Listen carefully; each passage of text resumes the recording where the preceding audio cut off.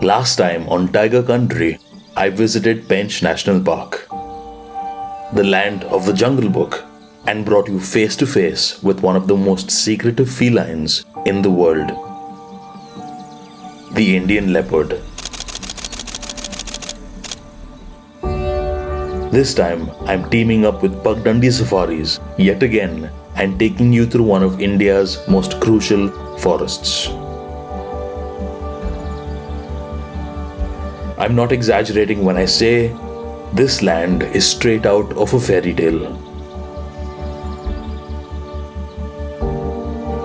With Barasingha, wild dogs, tigers, black buck, several species of birds, and more, this episode is going to feature a medley of wildlife. My most cherished sighting is an animal that inspired Mowgli's best friend, Baloo.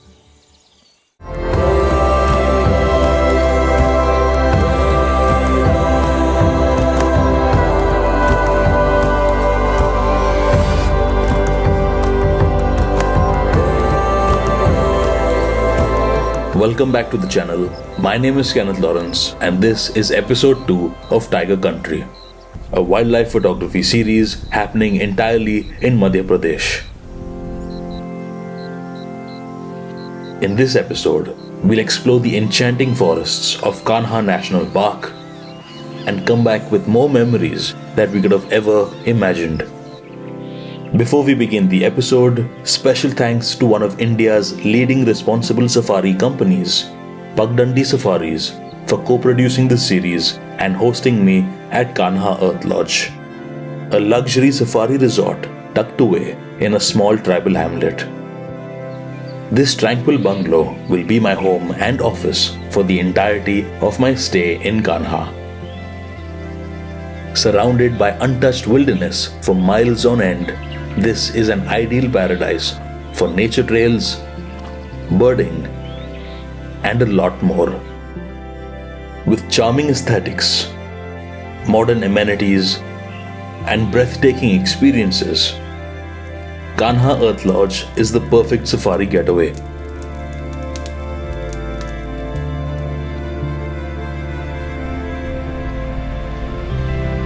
Driving through the misty wilderness always reminds me of the Jurassic Park film from '93.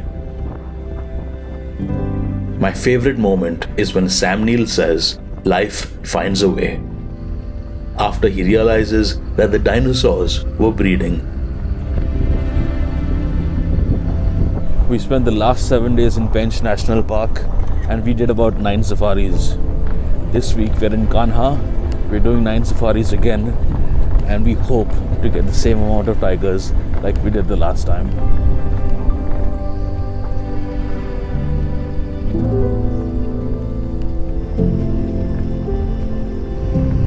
We've just reached the grasslands and there is some gorgeous light brushing against all of the vegetation. With the monsoons finally over, we got an improved quality of light illuminating the green carpeted forest. Kanha's vegetation largely comprises of 100-foot tall sal trees, bamboo forests, and grasslands.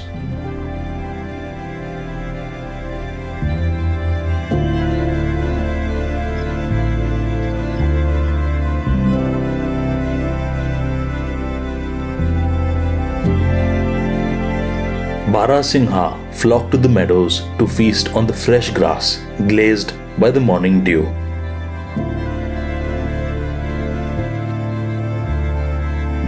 This lot is a group of bachelors. Their grazing kicks up insects along their way.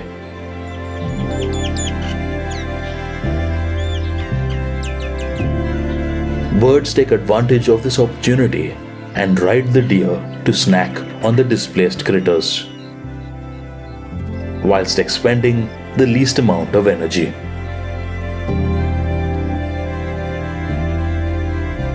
A myna returns to one of the stags with a freshly caught caterpillar. The bird tries to immobilize its prey before swallowing it, but the deer's fur is too soft to kill the caterpillar.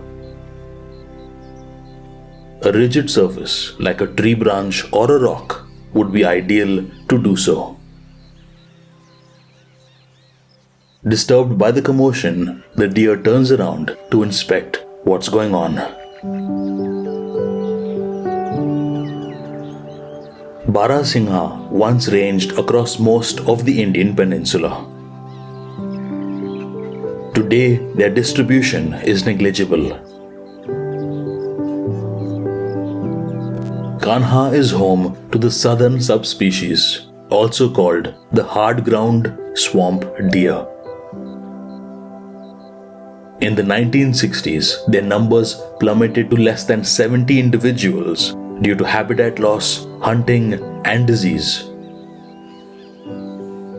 With the introduction of breeding programs and other conservation efforts of the forest officials consistently for the last 5 decades, the population of the southern subspecies of Barasingha has risen to approximately 800. They were brought back from the verge of extinction.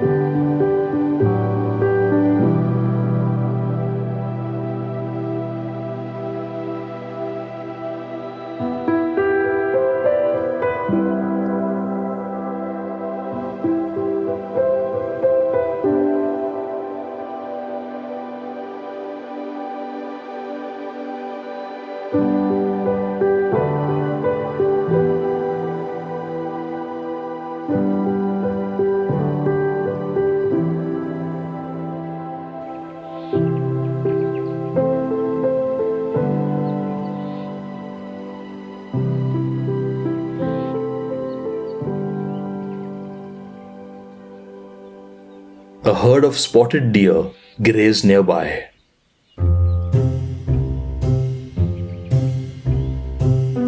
One of the boys is more interested in courtship than eating.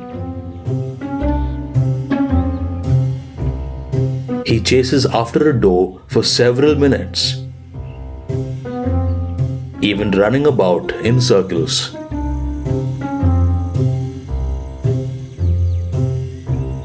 His heart may be set on her, but he's not quite the gentleman.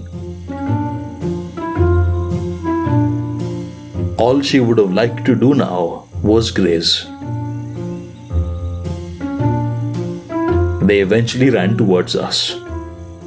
The doe was exhausted and she gave up running.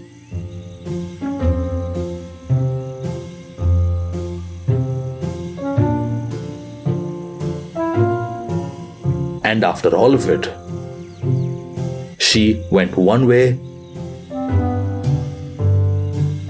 and he went another.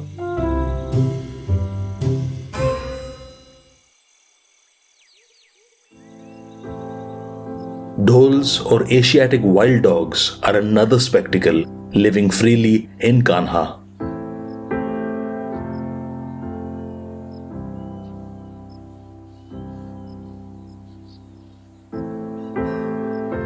Social and highly coordinated, Dholes use multiple distinctive calls to communicate within the clan. They're less territorial than wolves and don't display any dominance or hierarchy. This renders them a very playful and affectionate beast.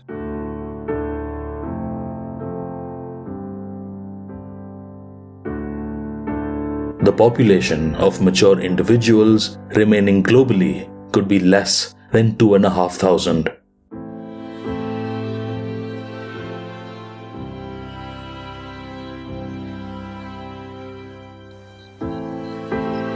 Historically, Dholes inhabited numerous countries from Russia to South Korea.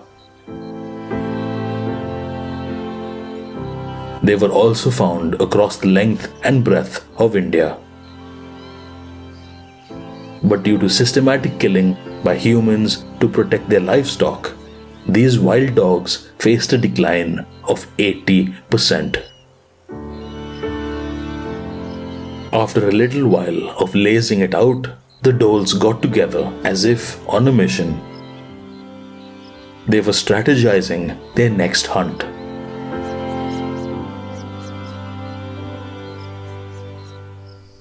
Now these guys have walked on towards the water. We've taken a slight dip. 1, 2, 3, 4, 5, 6, 7, 8 of them. 8 of them.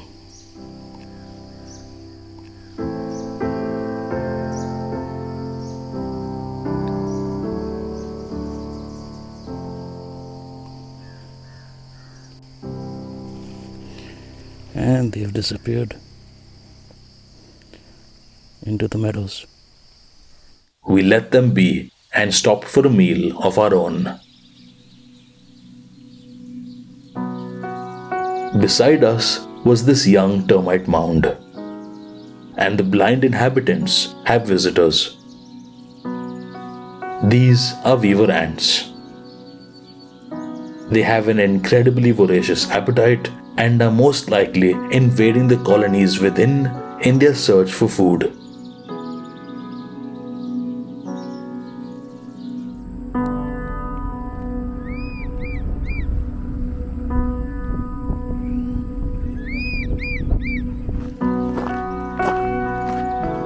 In the evening, we did a bit of hiking in the wilderness.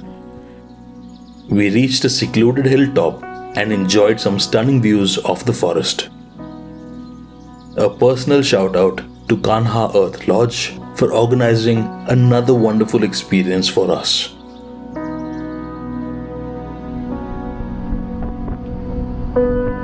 There's a slight nip in the air. You can begin to feel the onset of winter. With lush greens in sight and chilly breeze at the touch, there's no combination I love more. When first light hits the jungle, magic happens.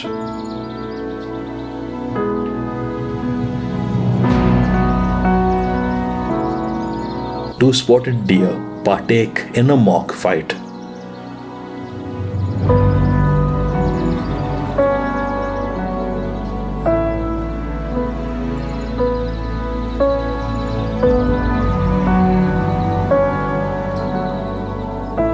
The rest of the forest slowly begins to awaken. Female giant wood spiders wait patiently in their webs for unsuspecting insects to fly by.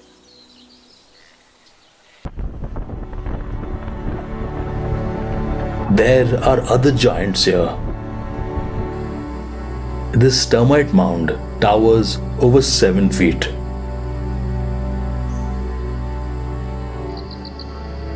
We found tiger pug marks on the side of the road. Day 2 was starting off great as well. Alarm calls coming from the distant trees helped us point our cameras exactly where the cat was. We found our first tiger in Kanha, walking through the meadows. At over half a kilometer away, it was impossible to get a usable shot. The only way to photograph her was to drive to the opposite side of the meadows where the other vehicles were. With every passing second, we could lose the opportunity of seeing the cat. We finally crossed over and closed the gap just in time. The tiger was now coming towards us. A gorgeous female whose coat radiated in the morning sun.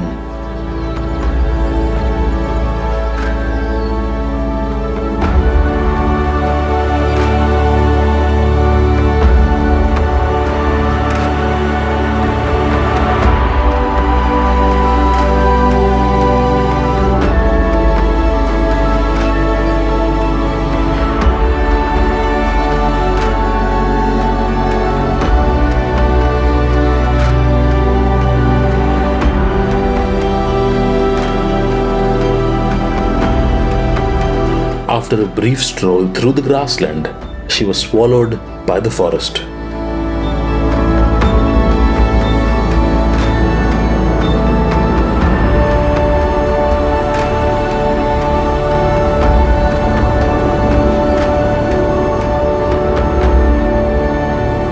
Deer have to be on constant alert when a tiger is on the move. So this is our third safari in Kanha National Park. So far, covering Pench and Kanha, we've got 2 big cats. We've got a lot of deer. Part of Aditya and myself wants to see the sloth bear, but we both know that walking on Pluto is easier than sighting a sloth bear in these forests. But fingers crossed, and we'll try to make the impossible possible. These are red jungle fowl, and they are the direct ancestors of the domestic chicken. Genome sequencing suggests that the domestication happened about 8,000 years ago. Gaur thrive in these forests.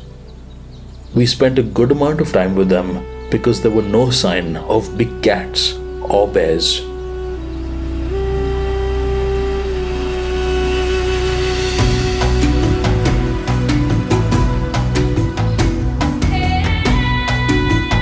Golden jackals were our last sighting of the day.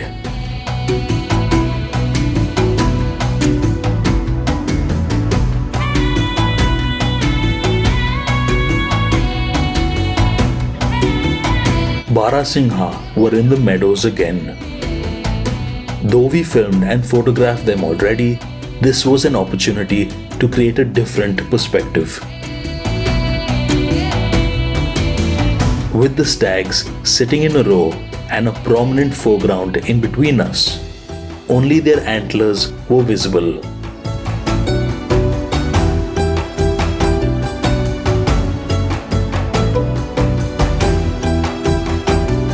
You don't always have to capture your entire subject.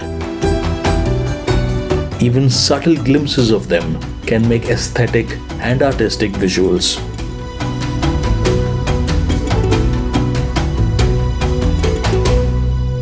This changeable hawk eagle is one of my favorite raptors. And here's a photograph of the first individual I photographed in Kabini in 2019. They're absolutely stunning birds of prey. Their range is extensive and they're found much across the Indian subcontinent and Southeast Asia. I have a knack for stopping for subjects that I've already documented because there's always something new going on. And you just have to keep an eye out for it. These spotted deer have gathered together at a mud patch rich in salts and minerals. Licking the soil helps them consume essential elements like sodium, phosphorus, calcium, zinc, and more. Their bones, muscles, and other growth depend on it.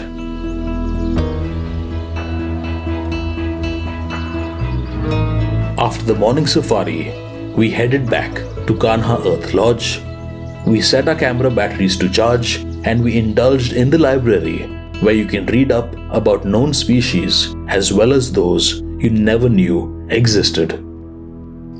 For our evening safari, there were a bunch of surprises awaiting us, and they would eventually become the highlight of our time in Kanha. The best sightings happen when you least expect them.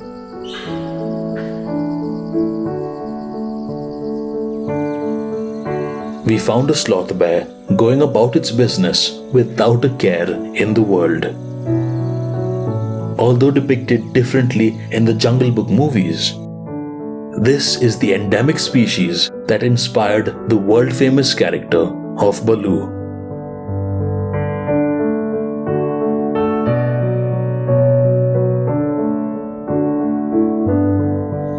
Sloth bears predominantly eat termites and ants.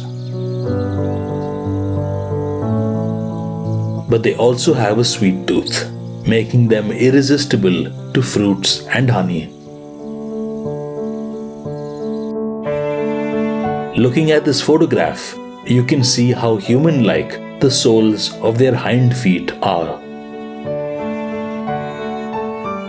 Habitat loss, poaching for body parts, and in capturing cubs to raise and used in circuses have classified the sloth bear as a threatened species.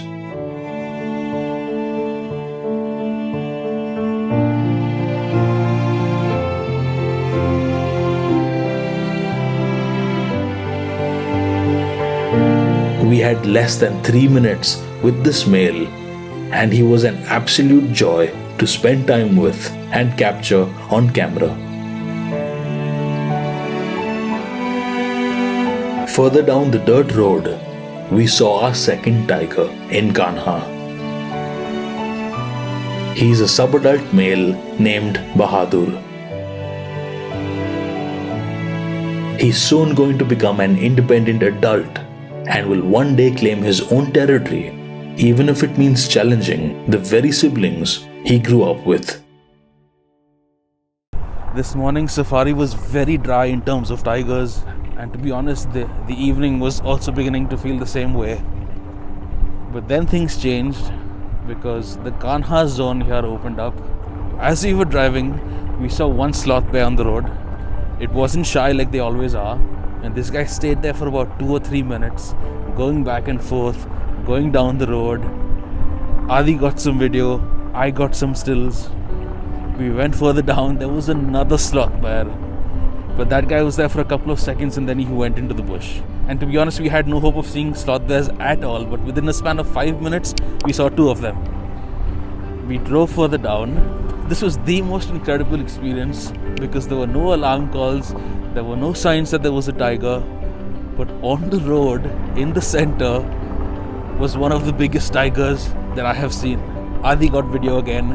I sat off to the edge of the jeep, which is this railing right here, and I got stills. I used the 800mm to try and get some portrait shots, and Adi got slow motion video.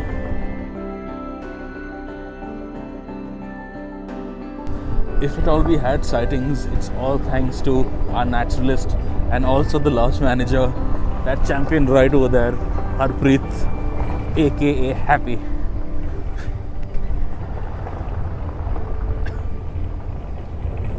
Happy made us happy. Happy made us very, very happy.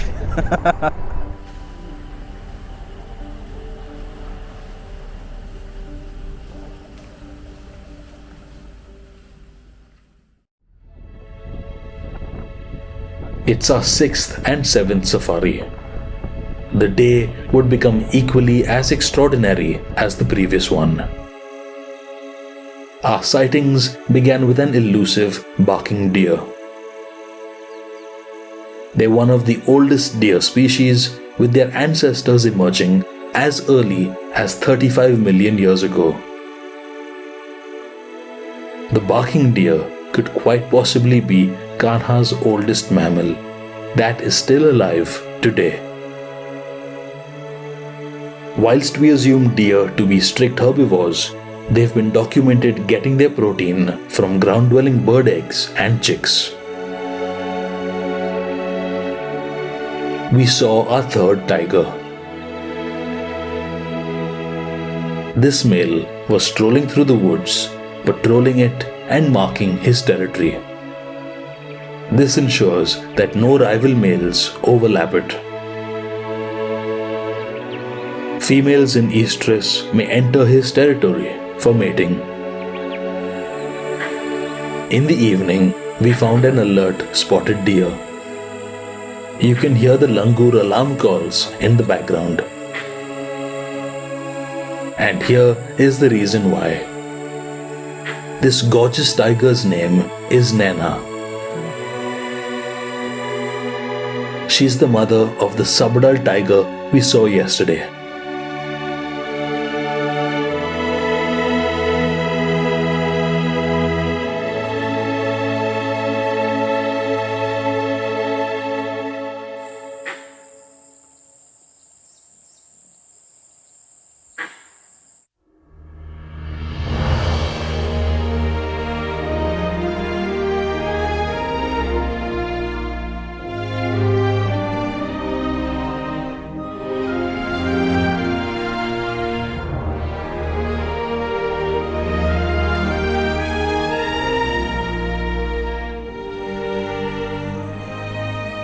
we switch to a wider focal length to showcase how a large tiger can be dwarfed by such an enormous forest.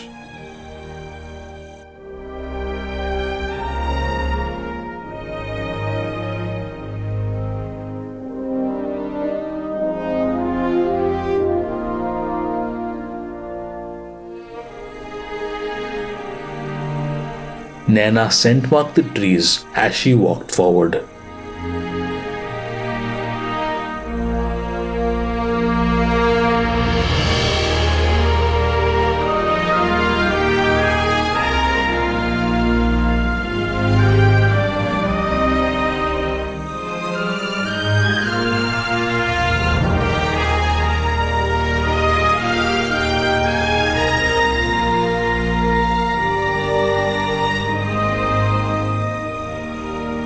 It's our second last safari in Kanha, and there is a tigress in front of us. She is absolutely gorgeous. Her name is Naina. She walked from the road and now she is in very thick grass, and it's hard to spot her because the grass is over 2 times taller than she is. Adi's got the 50mm. He's doing video, he's trying to get some wide shots. And I've got my 200-400. I'm sitting in the bottom of the gypsy and I'm trying to get eye level. The previous tiger that I photographed was slightly topish because I was shooting from that railing. That one there, or that one here, and that's way too topish. Oh, my camera is just firing off on its own. We can't find her because she's sitting somewhere in this grass. Tigers prefer walking on the open dirt road because it can be very convenient to patrol their territory.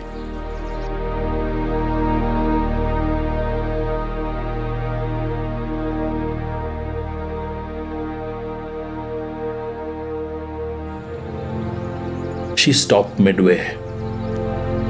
There was something getting her attention. Another tiger's marking fluid is fused to the mud, and Naina seems to be quite entranced by it.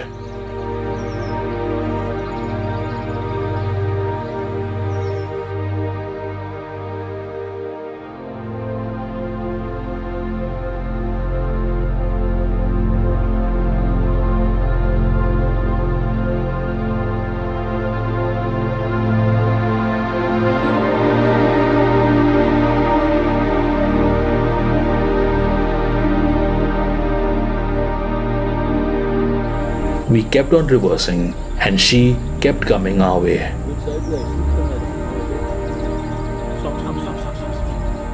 When she found the strongest point that the scent was emanating from, she surrendered her walk and began to smell and lick the forest floor. The Jacobson organ at the roof of her mouth can help her identify the other tiger's age, gender, and reproductive status.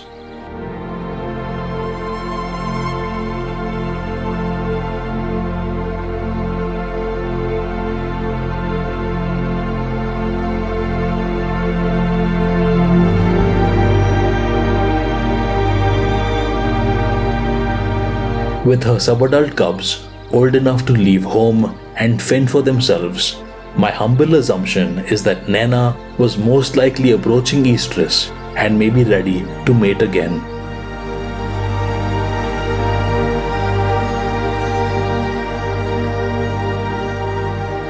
Modifying the safari car and shooting from the bottom helped us achieve eye-level shots.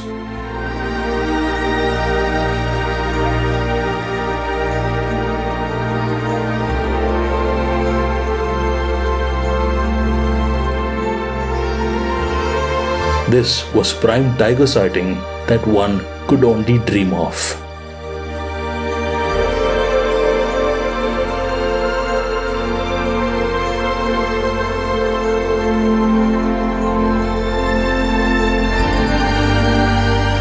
she marked her territory a few more times before vanishing into the jungle.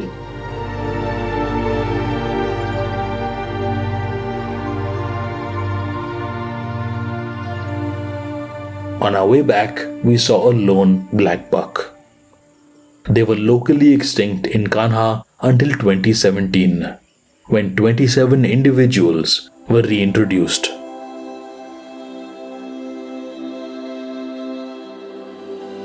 It was our final safari in Kanha.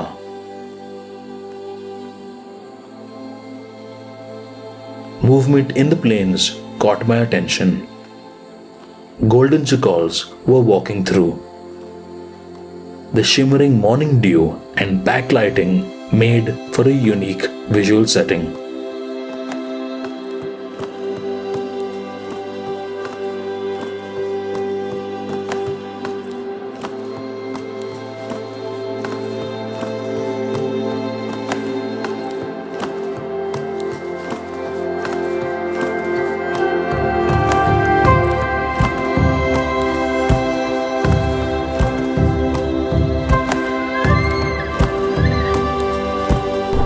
This is our last safari in Kanha National Park, and if you count Pench and Kanha, this is the 17th safari we've done. And we're going to spend our time chasing a tiger called Neelam. And if we get her, it's going to be so fantastic because Neelam is Naina's sister. There were faint alarm calls coming from the far distance. Harpreet and the guide tried to pinpoint its origin.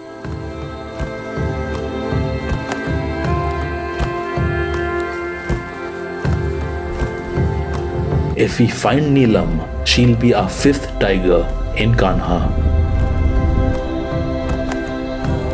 We tried our best, but weren't able to track her.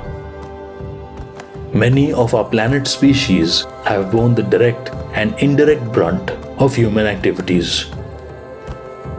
But as long as we become more conscious and considerate of our actions, we can undo some of that damage we've caused and significantly reduce the existing impact on our wildlife.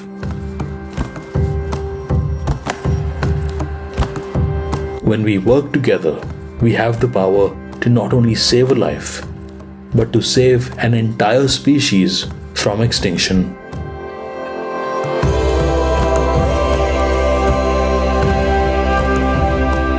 Protecting a flagship species like the Bengal tiger also safeguards several other species that are crucial to maintain an ecological equilibrium.